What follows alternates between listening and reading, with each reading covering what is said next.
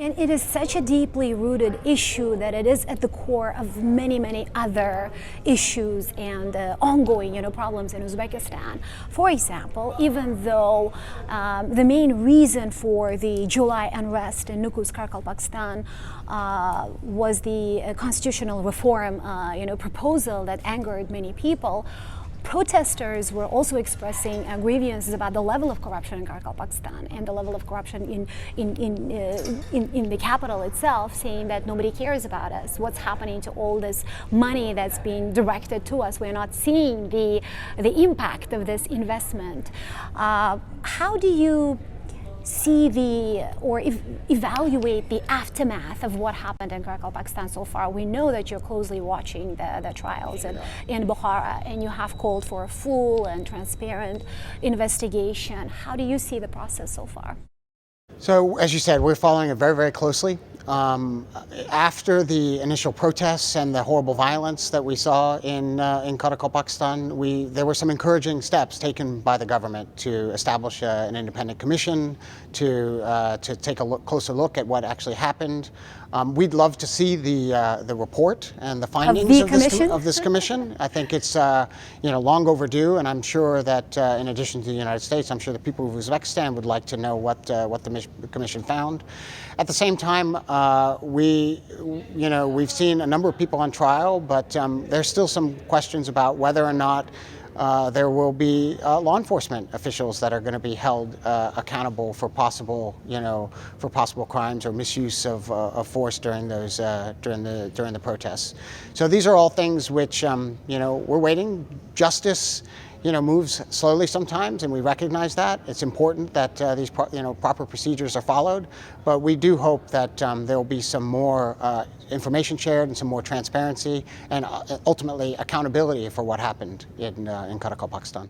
Have you seen what the Chief Prosecutor's Office issued this week about the numbers, the statistics? I have not seen. So they're saying that, based on the numbers that they're showing, we can see that there are 59 people behind bars. That includes 20 people among the 22 who are now on trial in Bukhara.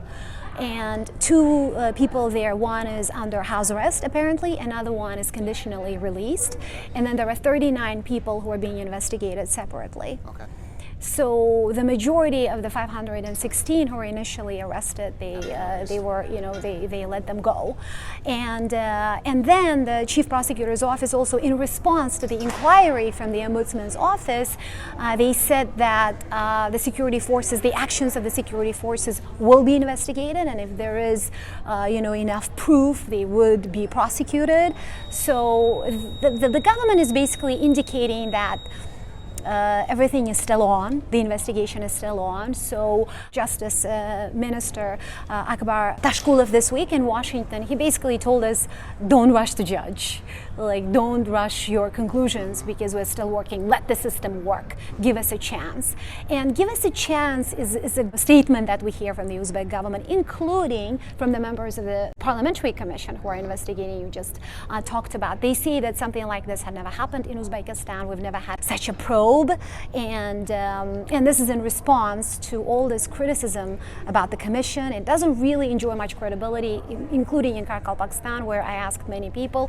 They don't really see this as a serious effort, even though the commission keeps on emphasizing its role and functions. Well, because they haven't released their findings yet. I think until we see, until there's a little bit more transparency about this investigation and the findings of the commission, how can people have confidence in it? But the news you're reporting that this week is certainly encouraging. That the indications that there should be more information forthcoming, and that the people who are on trial right now may not be the only ones who are brought to account, is certainly a positive indication. And so I look forward to, as I'm sure many Uzbeks do, I look forward to hearing more. What was the gist of what the Uzbek government told you this week? Because you raised this issue with them during your talks. What did they tell you? They told us much of the same of what I think you've probably heard from the Justice Minister, that both the trial and the investigation is still ongoing.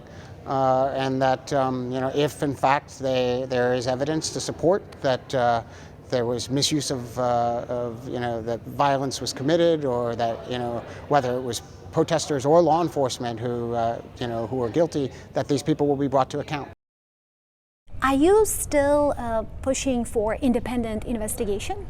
Do you think that these events should be investigated, let's say, by maybe outside groups, someone who's more impartial? So in the end, I think I'd like to see what the commission comes up with. It'd be premature of me at this point to say that the results of their finding are insufficient when we don't know yet what they found. But certainly, as a general principle, I think it's fair to say that there should be as much transparency as possible about events like this, and that that whether it's journalists or whether it's civil society or human rights advocates or others, they should all be, I think, free to look into what happened and to make sure that this type of thing never happens again.